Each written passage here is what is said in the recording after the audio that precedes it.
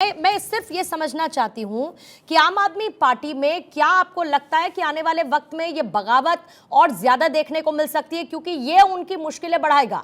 Supreme court से उनको राहत की उम्मीद थी, लेकिन आज सुप्रीम कोर्ट ने फिलहाल ये कह दिया कि हम तुरंत सुनवाई नहीं करेंगे और सुप्रीम कोर्ट कर सकता है इस मामले में, अरविंद केजरीवाल को हो सकता है राहत मिल जाए। तब आप क्या कीजिएगा सर? अभी तो बड़े बड़े नैरेटिव सेट किए जा रहे हैं, बार बार ये कहा जा रहा है कि सबसे बड़े भ्रष्टाचारी हैं अरविंद केजरीवाल, सबसे बड़ी भ्रष्टाचारी बन चुकी है आम आदमी पार्टी, इनके अपने खुद के इनके अपने सगे नहीं रहे। तमाम आरोपों के साथ बीजेपी कतारबद्ध स्टेटमेंट्स पर स्टेटमेंट्स दिए जा रही है। देखिए पूर्णिमा जी, भविष्य में क्या होगा उस पर चर्चा नहीं हो सकती। आज हम उस पर चर्चा कर रहे हैं जो हाई कोर्ट ने कल अपना वर्डिक्ट दिया है, और हाई कोर्ट ने बड़ा क्लियर बिंदुवार एक एक जो ये झूठ फैलाते थे टीवी चैनलों पे बैठ के, उस सारी बातों का जवाब दिया, क्योंकि इन्होंने वही पक्ष अपना सामने रखा था। और माननीय हाई कोर्ट ने बड़े तरीके से इनको समझा दिया भी आप इसके अंदर एक्यूज्ड हो। दूसरा देखते हैं, ये दो डबल स्टैंडर्ड की बातें करते हैं। एक तरफ मनीष सिसोदिया जी पकड़े जाते हैं, इस्तीफा दिला देते हैं, सत्येंद्र जैन जी पकड़े जाते हैं, इस्तीफा दिला देते हैं, और ये कहते हैं कि जी हम तो जेल से सरकार चलाएंगे। कौन? केजरीवाल जी। मतलब केजरीवाल जी के लिए कानून अलग है, इनके मंत्री के लिए अलग है। तो ये दो तरह की बातें करते हैं। दूसरी ये बातें करते हैं कि जी राजकुमार जी के ऊपर ईडी का छापा पड़ा था पिछले साल, तो आप मुझे बताइए अगर वो डरते तो पिछले साल डर जाते। इनको ये सच्चाई मानने में क्या ऐतराज है कि आज उन्होंने देखा है कि कोर्ट ने सारी चीजें देखी हैं, तथ्य देखे हैं, कागज देखे हैं, एविडेंस देखा है, उसके आधार पर एक अपना निर्णय दिया है कि भाई प्रेमा फसाई केजरीवाल जी इसमें आरोपी हैं और इनको किसी भी तरह का रिलीफ नहीं दिया जा सकता। तो उन्होंने देखा है कि भाई ये तो पार्टी जो जिसका आधार ही नैतिकता था, ईमानदारी थी, मैं घर नहीं लूंगा, मकान नहीं लूंगा, कांग्रेस पार्टी से समर्थन नहीं लूंगा, भ्रष्टाचारियों को जेल में भिजवाएंगे, परिवारवाद के खिलाफ रहते थे, आज वो सारी चीजें केजरीवाल जी और इनकी पार्टी में आ गई।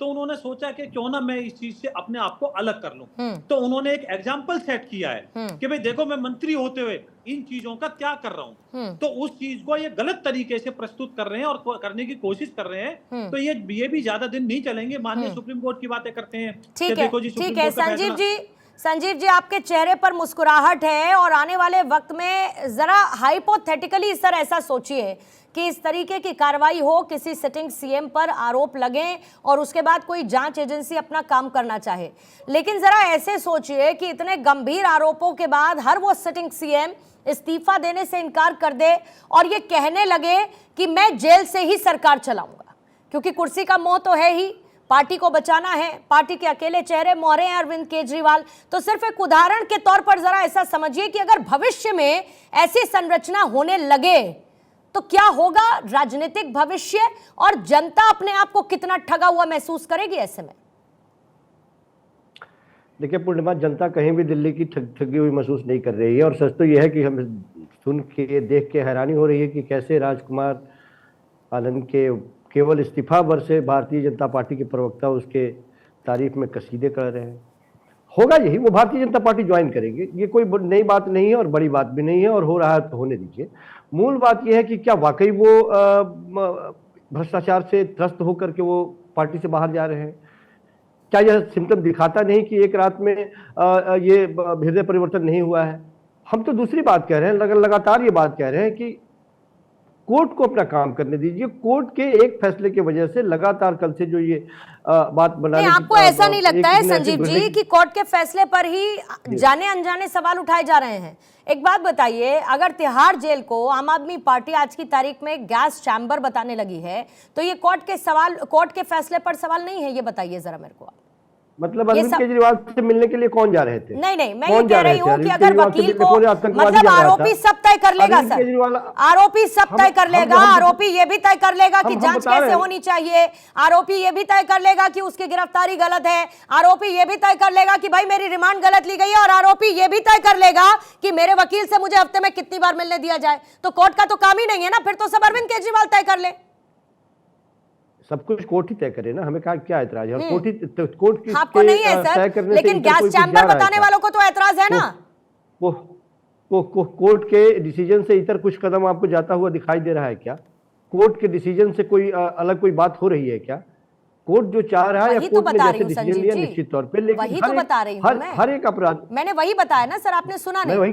मैंने वही बताया आपको, मैंने जस्ट अभी आपको वही बताया कि गैस चैम्बर कहने वाले तो कहीं ना कहीं कोर्ट के आदेश की खिलाफत कर रहे हैं ना, जो ये बता रहे हैं कि आज की तारीख में तिहाड़ जेल गैस चैम्बर बन गया है।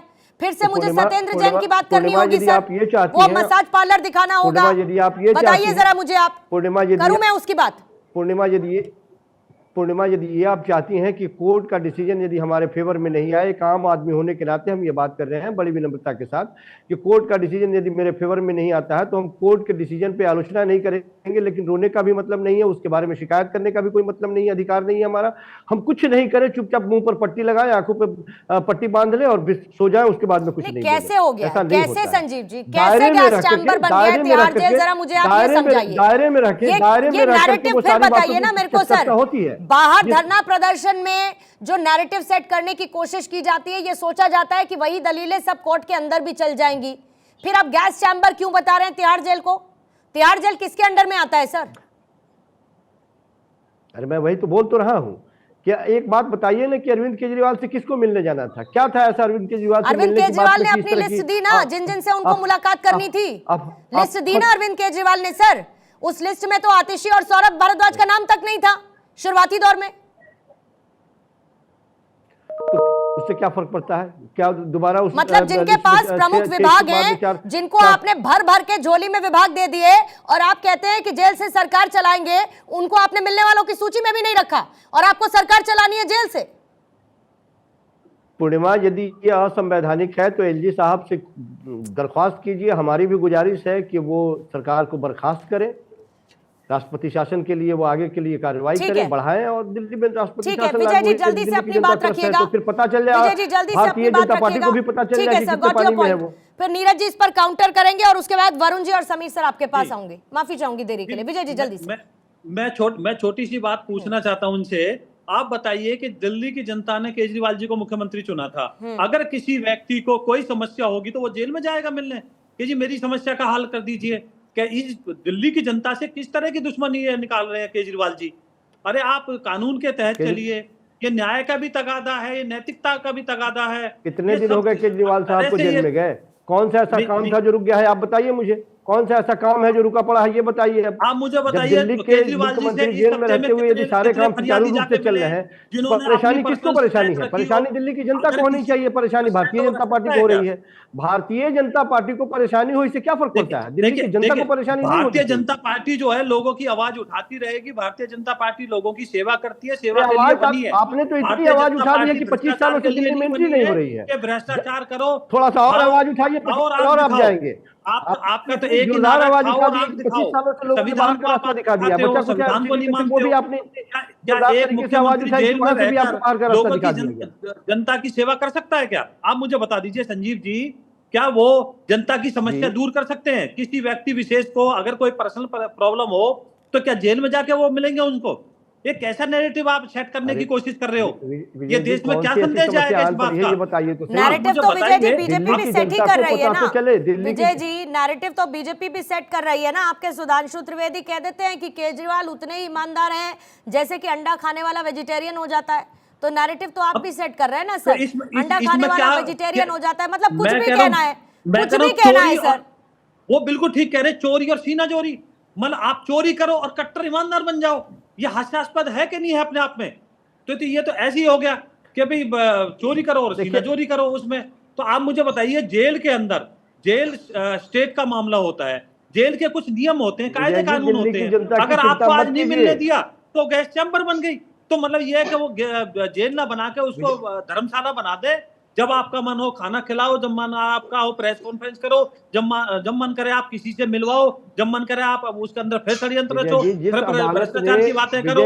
जनता से मिलने का आपके पास समय नहीं, जनता की सेवा के लिए आपके पास कोई मुख्यमंत्री नहीं, इतने सारे विधायक हैं आपके, आप किसी को विधायक नहीं बना सकते हो ताकि जनता की समस्याएं वो सुन सके। तो ये नैतिकता नहीं, ये तो दूर तक आप सुनीता केजरीवाल जी को देख लीजिए।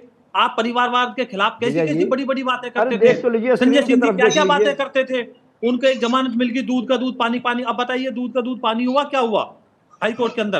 तो देख लीजिए, मैं आपसे विनम्रता से यह बात पूछना चाहता हूं कि आप भ्रष्टाचारियों की तरफ खड़े हैं या एक जहां न्याय, नैतिकता और संविधान तीन चीजें खड़ी हैं, आप देखिए, कुछ तो देखिए, इनसे तो हेमंत वो थे सोरेन जी, लालू यादव जी, जयललिता जी, उन्होंने एटलीस्ट कम से कम अब चुप इस्तीफा तो हो तो जाइए, दिया सुन तो जेल में लीजिए जाने ना। से पहले। केवल सवाल तो ये लगातार तो आप अपने दीवार की मंत्रियों तरफ से मुंह इस्तीफा करके ले लगातार लेते, बोले जा रहे हैं। खुद इस्तीफा नहीं मेरे देते। तरफ देख तो लीजिए कम से कोई कम। पूछे, कोई बोल रहा है बताए, सुनिए तो सही कम से कम। मुख्यमंत्री अपने अपने मंत्री से इस्तीफा ले रहा है, खुद इस्तीफा नहीं दे रहा। ठीक भाई है, कमाल की बात है, एक ठीक ही है, केस में। पूर्णिमा जी, ठीक है। हाँ जी, पूर्णिमा जी, भाजपा के प्रवक्ता अभी न्याय, नैतिकता और संविधान की बात कर रहे थे।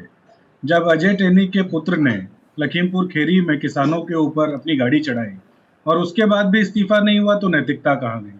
और जब मणिपुर जलने लगा और उसके बाद भी प्रधानमंत्री चुप रहे, तो वो न्याय कहाँ गया? और संविधान की बात तो भाजपा ना ही करे, तो उस पर तो हम आते नहीं है। ये गैस चेंबर वाली बात मैं ब्रेक के दौरान पढ़ रहा था, तो मुझे समझ आया कि संजय सिंह तो बात ये कर रहे थे कि ये तो अडोल्फ हिटलर का उसके शासनकाल में जो गैस चेंबर हुआ करता था, जहां एक ही एथनिसिटी के लोग जो कि ज्यू हुआ करते थे, उनको लाया जाता था और उन पर अत्याचार किया जाता था।